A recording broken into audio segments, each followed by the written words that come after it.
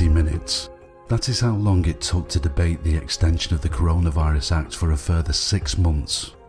Just 90 minutes. It doesn't matter what your views are on the coronavirus.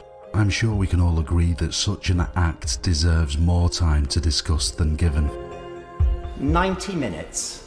90 minutes to debate the renewal of an act that fundamentally has changed the nature of the relationship between the state and citizens is not good enough. And I have to say, if this is the portent of the promises to come, it's not good enough. I need, at some stage, more than 3 minutes to discuss the fundamental hardships that are going on in my constituency.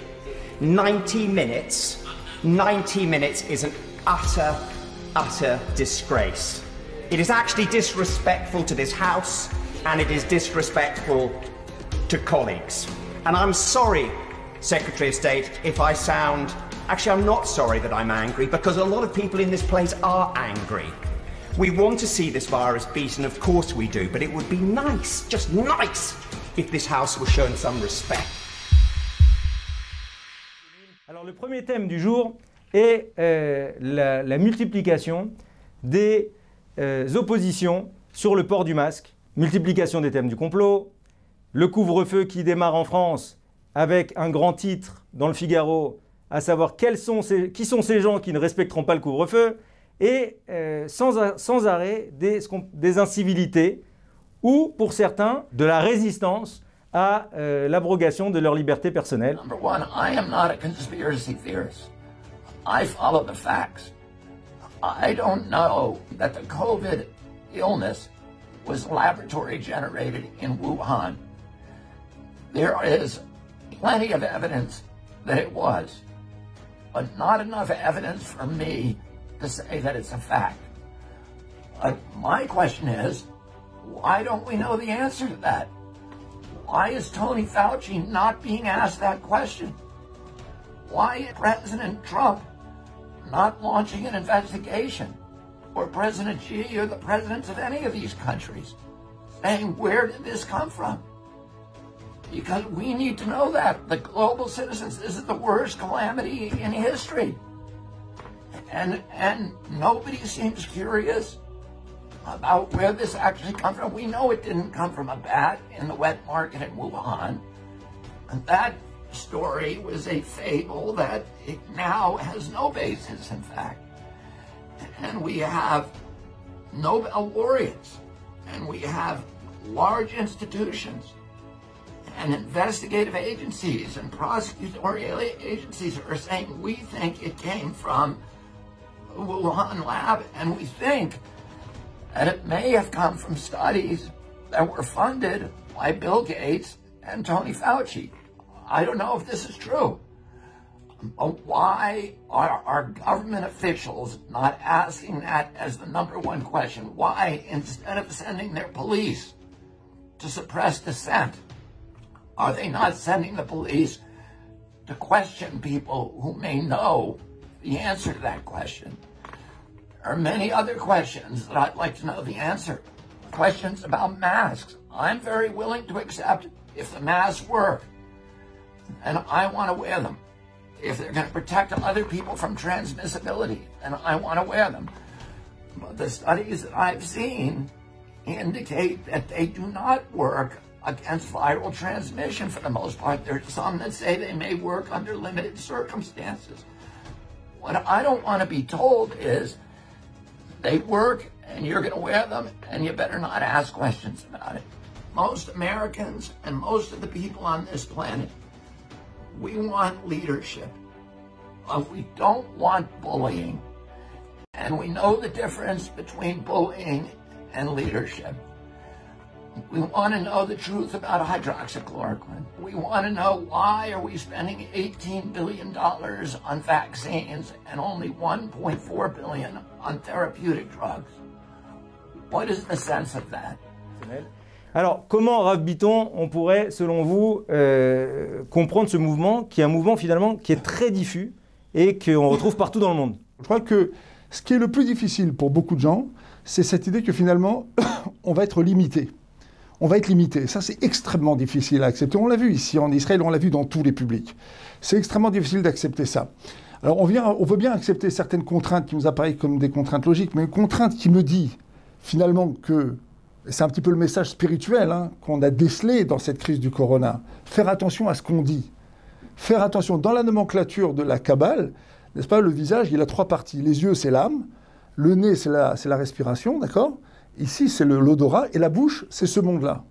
Et en fait, on nous demande de masquer à la fois le nez et la bouche. Comme si on nous demande de faire attention à notre rapport au monde, notre rapport à l'autre, et de nous limiter et de faire attention à ne pas atteindre l'autre, et finalement prendre conscience du fait qu'on peut faire beaucoup de mal à l'autre par notre parole, par nos attitudes, et finalement par nos gestes. Donc c'est extrêmement difficile à accepter pour beaucoup de gens. Et je crois que la seule et unique manière, en tout cas de notre point de vue, pour commencer à réfléchir sereinement sur ce sujet-là, c'est de se débarrasser précisément de ce que vous avez mentionné, c'est-à-dire tout ce qui est complotisme et autres, etc., et de regarder finalement les faits bruts. Quels sont les faits ? Les faits sont que la dernière barrière contre la contamination, c'est précisément le masque. Et que cette contamination, même si on veut aller avec cette théorie selon laquelle on va arriver à une immunité collective, en fait, la halakha nous dit que sur le chemin, on va laisser une série de gens sur le carreau. Et ça, la Torah l'interdit, parce que la Torah appelle ça un meurtre, soit de manière directe, soit de manière indirecte. Et donc nous, notre critère, c'est la halakha. Et si la halakha, elle nous dit qu'en ne mettant pas le masque, on se transforme en meurtrier indirect, dans ce cas-là, on doit mettre le masque. Les études sont encore rares, mais l'une d'entre elles, américaine, réalisée en juin 2020 sur du personnel de santé, corrobore les désagréments précédemment mentionnés. Après plus d'1 heure de port de masque, notre production de dioxyde de carbone augmenterait, générant notamment maux de tête, accélération de la fréquence respiratoire et apparition de troubles cognitifs, comme une légère baisse de l'acuité visuelle. Nous sommes des médecins, des scientifiques et des militants de la paix, et nous disons tous ensemble, l'affaire Covid-19 n'est pas vraie. Et nous avons le devoir, surtout en tant que médecins, de dire la vérité. C'est pourquoi je suis très heureux que tous ces professionnels internationaux soient présents ici à Berlin aujourd'hui. Et nous avons beaucoup d'actions en prévision pour le peuple. This is the Emergency Act that affects all our lives and carries many restrictions with a devastating negative impact on our society. Huge amounts of evidence and data presented regarding the economy, excess deaths, mental health, and domestic violence. A number of petitions were also submitted, as well as large protests around the country with tens of thousands of people. All that warranted only a 90-minute session in Parliament. It was merely a formality. One of the issues that falls under the Coronavirus Act is the issues of death certificates. Did you know that the UK government have removed Form 5 of the cremation certificate for deaths relating to COVID-19? This is the form that the relative who registers the death must be given, as it enables them to see and query the death certificate before cremation. This means if your loved one dies of or with COVID-19, they can have their death and cremation certified by the same medical practitioner and sent for cremation within hours. The government have removed your right to see or query that decision before the cremation takes place, which in turn removes your right to request a coroner's report or second opinion. This is one of many issues that fall under the Coronavirus Act that the government had no time to discuss. They did have time, however, to push for new bills such as the bill that allows undercover agents to commit crimes on operations. The law will require MI5 officers and others to show the crime is necessary and proportionate, but security officials will not say which crimes they will consider authorising.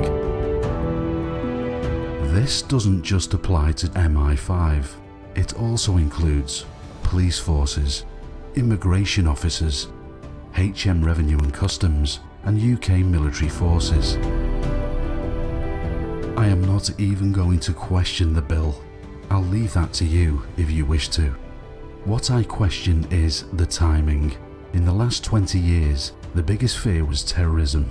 So I would have thought such a bill would have been introduced in the peak of terrorism and not in the middle of a lockdown. Recently, 10 Downing Street has rejected scientists' calls to end current lockdown measures in what is called the Barrington Declaration, which has been signed by more than 9,000 scientists and medics worldwide, and supported Nobel Prize winner Dr. Michael Levitt.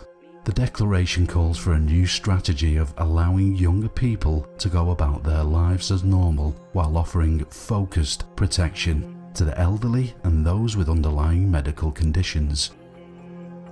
Whether you agree with the strategy or not, surely it should be at least considered. Instead, the government seems to stick with their version of science, which is absolute and unquestionable. Make what you want of all of this. The way I see it, the government's actions suggest they are following a certain path, a path that rejects any challenge from the people or science. If we cannot debate the laws that we didn't even vote for or protest them, can we still call this a democracy?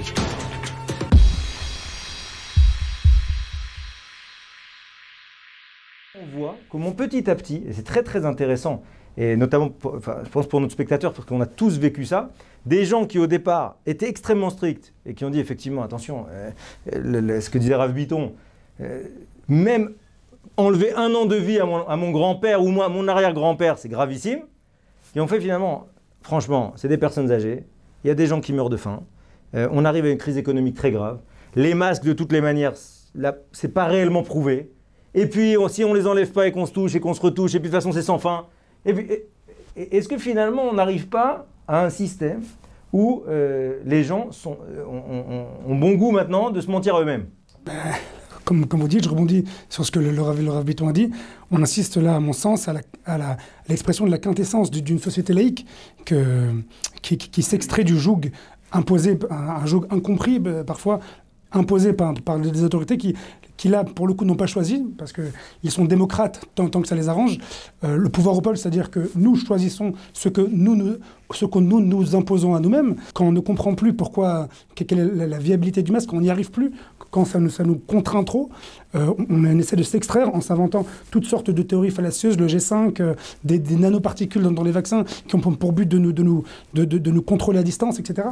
Et il faut le rappeler, comme le Rav Bitton l'a dit, nous n'avons pas de réayotte, nous n'avons pas de preuves à de telles théories du complot, si ce n'est que de vagues rumeurs, des écubrations lointaines qui n'ont d'autre effet que de plonger la population dans une paranoïa, et surtout qui en tout cas servent de marchepied et de fer de lance aux gens pour ôter les masques, se rapprocher et finalement braver toutes ces distances. Mais rappelons-le aussi, c'est que dans ces distances, les gens se disent, bon, dans le graphe statistique, la plupart des gens qui meurent, c'est au-delà de 80 ans, donc les vieux, isolons-les, nous, on prend sur nous alors qu'on pourrait très bien passer outre, et finalement, c'est le fait de se dire, on prend sur nous, c'est-à-dire, on s'auto-limite pour finalement sauver la vie de gens qui, de toutes les façons, ne sont plus productifs à la société, ne sont plus actifs. Donc c'est un modèle évidemment spartiate, mais qui s'est reproduit chez Hitler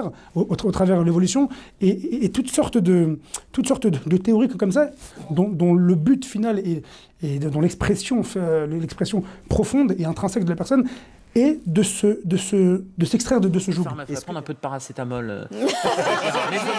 Essayez d'éternuer discrètement, parce qu'à la télévision, c'est comme quand même quelque chose, et vous êtes obligé de faire remarquer que je m'éternue. Il aime humilier les gens, Gérard. Mais pas du tout, j'aime le soigner. Donc si vous voulez prendre du paracétamol... Il aime humilier les gens, Gérard.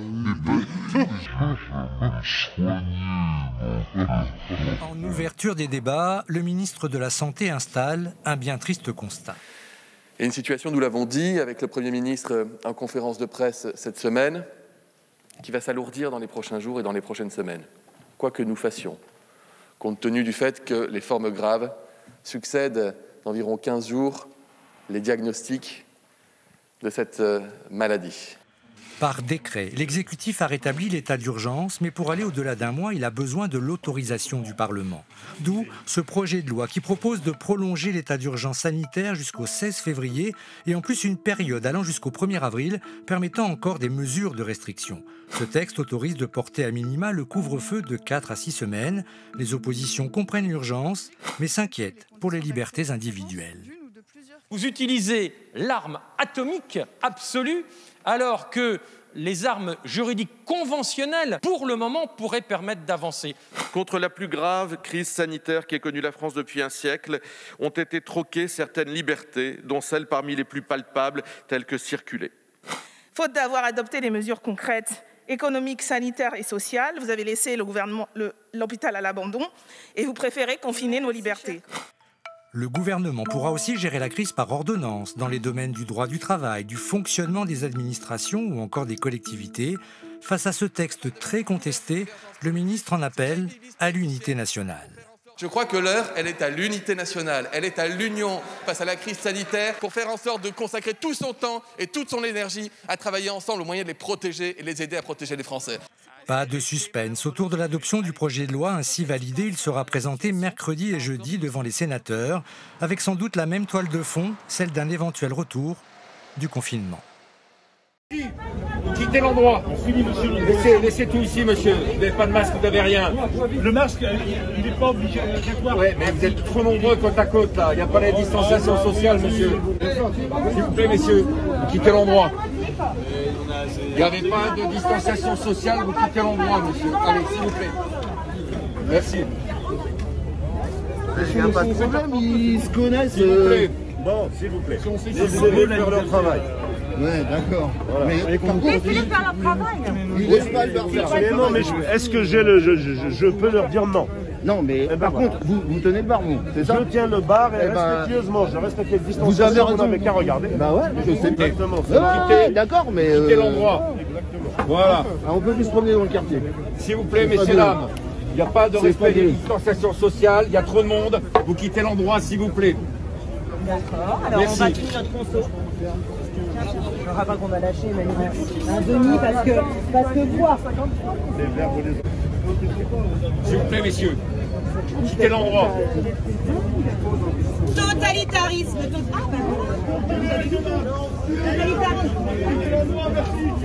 Boire un verre. Vous voulez pas aller au Trocadéro? Les gens ils respectent la distanciation au Trocadéro.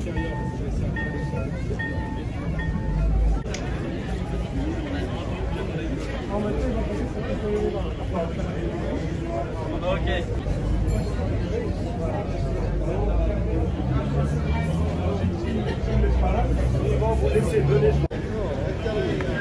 Dernière sommation, on va faire usage de la force.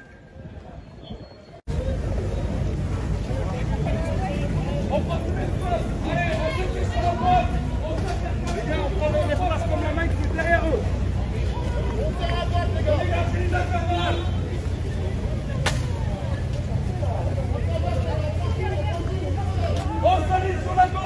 Aux députés qui vous disent on est en train d'aller jusqu'au 1er avril. C'est normal. Le président de la République a dit que l'épidémie irait jusqu'à l'été, peut-être même la fin de l'été. Ça veut dire qu'on ira jusqu'à l'été pour l'état d'urgence? Philippe Douste-Blazy vient de dire des choses extrêmement justes sur l'état de la situation sanitaire du pays. Et effectivement, aujourd'hui, personne ne peut dire jusqu'à quand ira cette épidémie. Et donc, celles et ceux qui, depuis 48 heures ou 3 semaines, nous disent qu'il y a une seconde vague extrêmement puissante, mais qu'au fond, elle sera même beaucoup plus forte que la première, n'en savent rien. Et de la même façon, celles et ceux qui vous disent qu'on ira jusqu'à... Pardonnez-moi de vous interrompre, mais on va regarder juste les chiffres, parce qu'ils sont affolants. Un tout petit mot, mais vraiment rapidement. On restera dans la crise après avoir trouvé un vaccin. Parce qu'une fois que le vaccin sera là, se fera la question de l'acceptabilité de ce vaccin. Et donc, vous verrez que les débats se poursuivront. Et donc, je pense que chacune et chacun de celles qui nous écoutent doivent être conscients que ce débat et cette question sanitaire va nous habiter pendant de longs mois, peut-être des années. Merci beaucoup, merci. Oui, mes chers collègues, ces mesures que le gouvernement entend comme provisoires, il vous demandera au mois de janvier de les inscrire définitivement dans notre corpus juridique et l'exception deviendra la règle. C'est notre état de droit qui se meurt et vous laissez faire. Je pense que ce serait extrêmement grave que Édouard Philippe, en tant qu'ancien Premier ministre, soit considéré comme responsable pénalement. On l'a connu avec l'histoire du sang contaminé avec Fabius, parce que vous ne trouverez jamais plus personne qui acceptera, bien évidemment, des responsabilités politiques si vous continuez comme ça. Absolutely pathetic, and you should write pathetic across your forehead. Walk around and look yourself in the mirror a few times. We're losing. America is losing on an epic scale. That means the people are losing. Oh, not the rich or the well-off. They're doing fantastic. But the middle class, the backbone of America, they're being exterminated by design.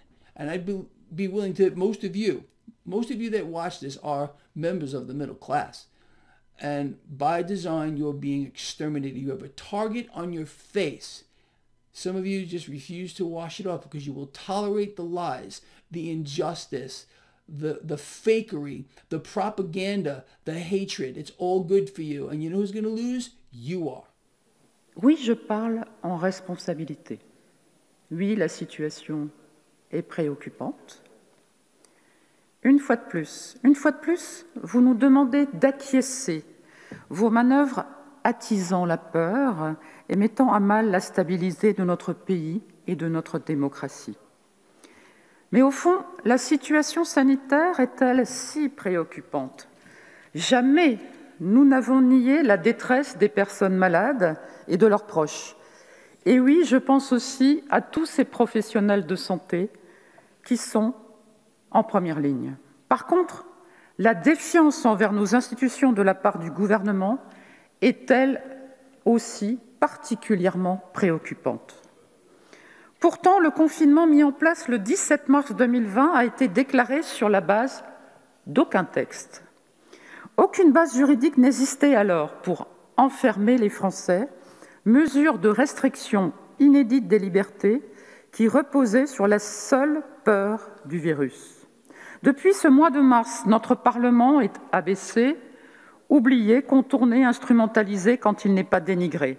Après avoir légiféré dans l'urgence absolue, il est désormais réduit à une semi-activité, avec des jauges de présence dans l'hémicycle qui, elles aussi, sont contraires à la Constitution. Authoritarian elements in a society and large corporations and wealthy plutocrats and oligarchs, wealthy families and individuals use crises to shift wealth upward, to obliterate the middle classes of those countries, and to clamp down totalitarian controls.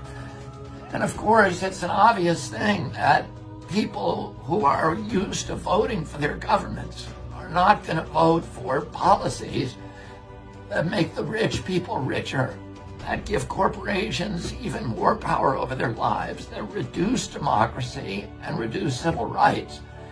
These are not good vessels for populism. In order to transform the government so that it will reward the rich with even more wealth, the people who want to do that in the large corporations, who want to orchestrate that kind of change, have to get rid of civil rights. And the first civil right that they begin with is freedom of speech.